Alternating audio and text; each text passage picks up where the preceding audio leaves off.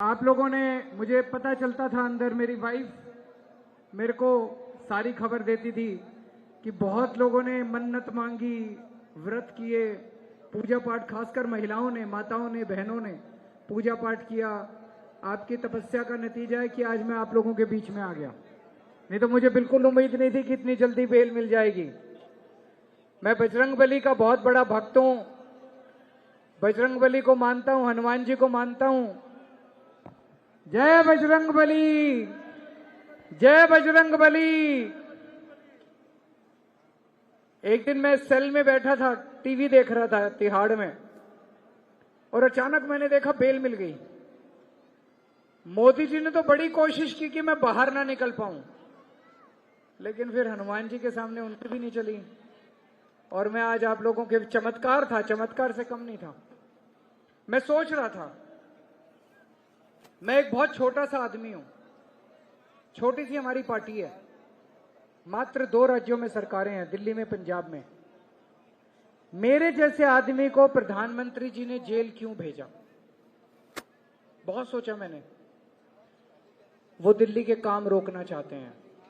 जो काम हम कर रहे हैं आज, उसी की वजह से पूरे देश के अंदर आम आदमी पार्टी की चर्चा है। आम आदमी पार्टी ने दिल्ली में शिक्षा में, स्वास्थ्य में इतने सारे काम किए, उस वजह से पंजाब जीते हम लोग, उस वजह से गुजरात के अंदर हमारी वोट आई। प्रधानमंत्री जी दिल्ली के काम रोकना चाहते हैं। मेरा कसूर क्या है? मेरा कसूर है कि मैंने दिल्ली के गरीब लोगों के लिए शिक्षा का इंतजाम किया, गरीबों के बच्चों के लिए शिक्षा का इंतजाम किया। मेरा कसूर यह है कि मैंने सरकारी स्कूल शानदार बना दिए। प्रधानमंत्री जी वो मेरे को गिरफ्तार करके स्कूल बंद करवाना चाहते हैं। मैंने कहा प्रधानमंत्री जी को, मैंने कहा जी मैंने 500 स्कूल बनाए, आप देश के राजा हो, आप 50,000 स्कूल बनाओ ना देश में, तब तो आपका बड़प्पन है।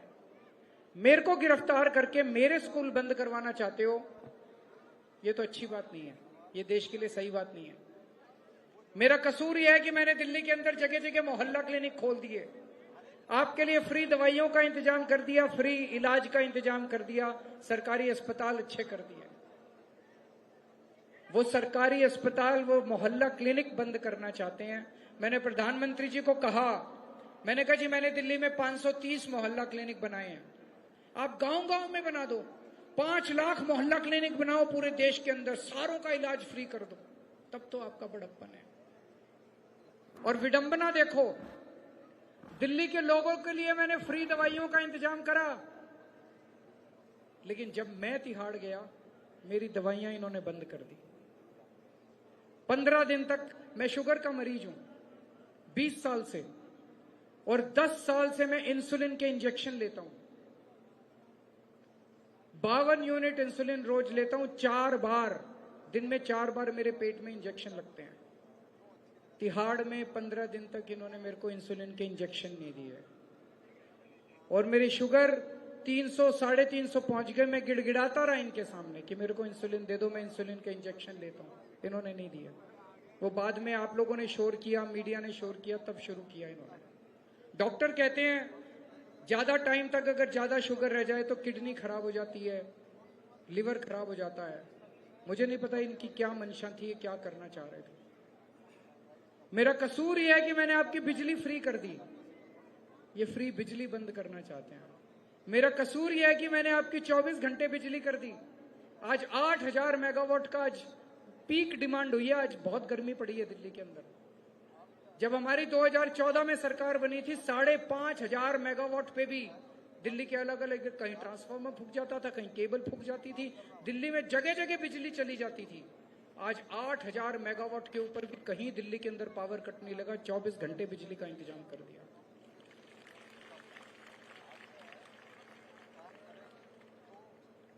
अब मुझे अंदर पता चला कि महिलाएं मेरा बड़ा इंतजार कर रही थी। वो कह रही थी केजरीवाल चला गया, हमारे 1,000 रुपए का क्या होगा। मैं आ गया, अब शुरू कराऊंगा आप लोगों के 1,000 रुपए। और परसों आपने पता नहीं देखा कि नहीं देखा, वो प्रधानमंत्री जी का आज तक पे इंटरव्यू आ रहा था कि ये केजरीवाल दिल्ली में महिलाओं को बस का सफर फ्री देता है। उन्होंने कहा फ्री बस का सफर नहीं होना चाहिए।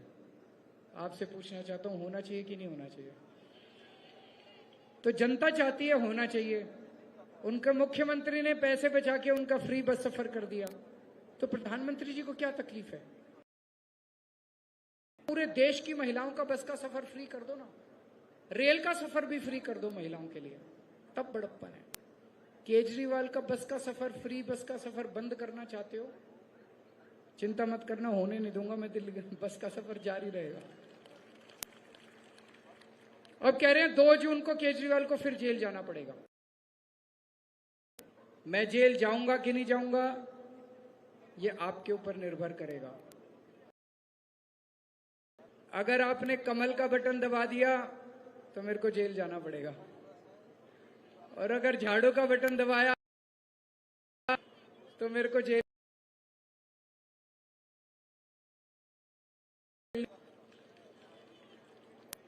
और दोस्तों देखो किस किस्म की गुंडागर्दी मचा रखी है इन्होंने। मेरे को गिरफ्तार कर लिया, मनीष सिसोदिया को गिरफ्तार कर लिया, सतेंद्र जैन को गिरफ्तार कर लिया, संजय सिंह को गिरफ्तार कर लिया, परसों मेरे पीए को गिरफ्तार कर लिया, अब कह रहे हैं आतिशी को भी गिरफ्तार करेंगे, सौरभ भारद्वाज को भी गिरफ्तार करेंगे। अरे प्रधानमंत्री बनाया था, थानेदार लेके आए थे। सवेरे से उठ के शाम तक मैं ममता बनर्जी को भी गिरफ्तार करूंगा, मैं हेमंत सोरेन को भी गिरफ्तार करूंगा, मैं स्टालिन को भी गिरफ्तार। हमें ऐसा प्रधानमंत्री चाहिए जो हमारी समस्याओं का समाधान करे। आज घर का खर्चा नहीं चल रहा, उन्हें यह सोचना चाहिए कि पेट्रोल की कीमत कैसे कम करूं, उन्हें यह सोचना चाहिए कि डीजल की कीमत कैसे कम करूं, उन्हें यह सोचना चाहिए कि बच्चों के लिए अच्छी शिक्षा का इंतजाम कैसे करूं, उन्हें यह सोचना चाहिए कि दूध की कीमतें, दालों की कीमतें, खाने पीने की चीजों की कीमतें कैसे कम करूं, उन्हें यह सोचना चाहिए कि बच्चों के लिए रोजगार का इंतजाम कैसे करूं। हमारे बच्चे पढ़ पढ़ के घर में बैठे हैं, उनके लिए वो कोई बात ही नहीं है। इतने भाषण दे चुके, कहीं आपने सुना कि महंगाई की उन्होंने बात की? कहीं आपने सुना उन्होंने बच्चों को रोजगार देने की बात की? अजीब अजीब बातें कर रहे हैं आजकल। वो बंबई गए, बंबई में जाके कहते हैं कि शरद पवार भटकती आत्मा है। ये क्या है? शरद पवार साहब 84 साल के हैं, मोदी जी 74 साल के हैं। आप अलग अलग हो सकते हैं, अलग अलग पार्टियों में हो सकते हैं, आपकी विचारधारा अलग अलग हो सकती है, लेकिन बदतमीजी तो ठीक नहीं है। बंबई गए, बोले उद्धव ठाकरे अपने बाप की नकली संतान है। ये प्रधानमंत्री को ऐसी भाषा शोभा देती है? ऐसे बोलना चाहिए? बोले अगर आपने इंडिया गठबंधन वालों को वोट दे दिया तो आपके मंगलसूत्र छीन लेंगे। ये क्या, क्यों छीनेंगे भाई हम मंगलसूत्र? और आज उन्होंने भाषण दिया, ये इंडिया गठबंधन वालों को वोट दे दिया तो ये आपके घर की टूटी छीन के ले जाएंगे। ये क्या हो गया प्रधानमंत्री जी को? आपके घर का बिजली का कनेक्शन काट के भाग जाएंगे।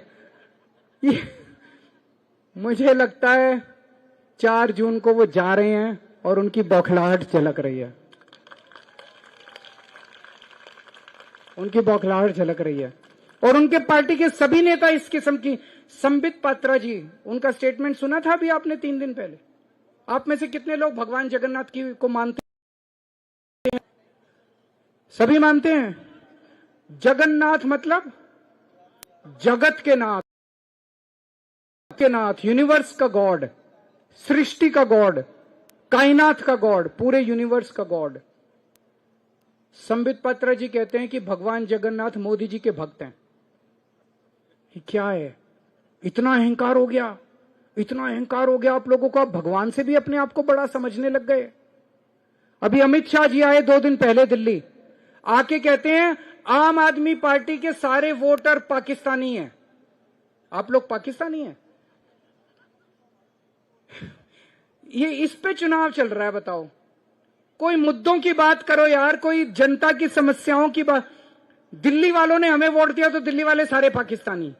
पंजाब में हमें 117 में से 92 सीट मिली, पंजाब के सारे लोग पाकिस्तानी। गुजरात में हमें 15% वोट शेयर मिला, गुजराती सारे पाकिस्तानी। गोवा वालों ने हमें वोट दिया, मध्य प्रदेश में, उत्तर प्रदेश में, आसाम में हमारे कई काउंसलर हैं, हमारे कई सरपंच हैं, वो भी सारे पाकिस्तानी, सारा देश पाकिस्तानी। ये क्या गाली गलौज पे उतर आए तुम लोग? जनता को गालियां देने लग गए तुम लोग। मोदी जी जाने वाले हैं 25 मई, 25 मई जेल का जवाब 4 जून को इंडिया गठबंधन की सरकार बनेगी, उसमें हम भी हिस्सा होंगे, आम आदमी पार्टी भी केंद्र में हिस्सा होगी। सबसे पहले दिल्ली को पूर्ण राज्य का दर्जा दिलवाएंगे। पूर्ण राज्य का दर्जा मिलेगा तो एलजी भी आपका होगा। एलजी आपके फिर काम नहीं रोकेगा, एलजी आपके काम तेज स्पीड से करेगा। कानून व्यवस्था को ठीक करेंगे, स्कूल ठीक किए, अस्पताल ठीक है, कानून व्यवस्था ठीक करेंगे। दिल्ली की कानून व्यवस्था बहुत खराब हो गई है, दिन ब दिन खराब होती जाए, चारों तरफ मर्डर, क्राइम, महिलाओं के साथ, इसको ठीक करेंगे। आप थाने जाते हो, पुलिस वाले सुनते हैं आपकी? अब सुनेंगे, 4 तारीख के बाद सुनेंगे। जब मैं जेल गया, मेरी पत्नी ने मेरा बहुत साथ दिया। वो मेरे से मिलने आती थी, मेरा संदेश आप लोगों तक पहुंचाती थी, दिल्ली वाले क्या कह रहे हैं ये मुझे आके बताती थी। तो आज मैं उन्हें भी साथ लेके आया हूं, 2 शब्द वो भी कहेंगे।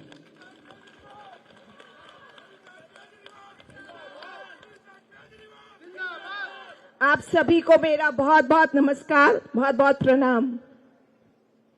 आप सभी ने इतनी दुआएं की, इतना आशीर्वाद दिया, इसी की वजह से शायद आज आपके मुख्यमंत्री मेरे पति हमारे बीच में हैं। मानते हैं सब, भगवान भी सच का साथ देते हैं, मानते हैं ना सब। अब आप चाहेंगे ना कि आपके मुख्यमंत्री हमारे बीच ही रहे और वापस जेल ना जाना पड़े? तो मेरी बस एक छोटी सी यही रिक्वेस्ट है आप सबसे, आप सभी को 25 मई को वोट देने जरूर जाना है। गर्मी है लेकिन आपको जरूर जाना है। आपको अपने वोट की ताकत दिखानी है। आप जाएंगे सब, पक्का से जाएंगे, और बटन दबेगा झाड़ू का, बटन दबेगा, बटन दबेगा, बटन दबेगा।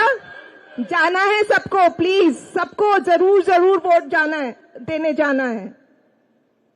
हम सब मिलकर इस अन्याय से लड़ेंगे और जीतेंगे। जय हिंद। इन्होंने जो बोला वो बहुत इंपॉर्टेंट बात है। गर्मी बहुत पड़ रही है, 25 मई को भी बहुत गर्मी होगी। अपने घर में एसी में मत बैठ जाना, छुट्टी लेके दिल्ली के बाहर मत चले जाना, बहुत जरूरी है। एक वोट पड़ना चाहिए और अपनी बिल्डिंग में मार्क कर लेना जितने आम आदमी पार्टी के वोट हैं और जितने कांग्रेस के वोट हैं, सारे वोटों को सबको खींच के ले जाना बूथ तक, और एक वोट पड़ना चाहिए, एक वोट पड़ना चाहिए। ये सोमनाथ भारती जी हैं, ये यहां से खड़े हो रहे हैं। मालवीय नगर में आप किसी से भी फोन करके पूछना, रात दिन 24 घंटे अपना फोन ऑन रखते हैं। अगर रात को 2 बजे बुलाओगे, आपके घर आएंगे आपका काम करने के लिए, आपकी मदद करने। बहुत अच्छे आदमी है ना, सब लोग जानते हैं इनको। मालवीय नगर में कोई आपका दोस्त हो, उनसे पूछ लेना। 3 नंबर पे इनका बटन है, भारी बहुमत से इन्हें जिताना है। भारत माता की। Thank you sir. अब मैं संजय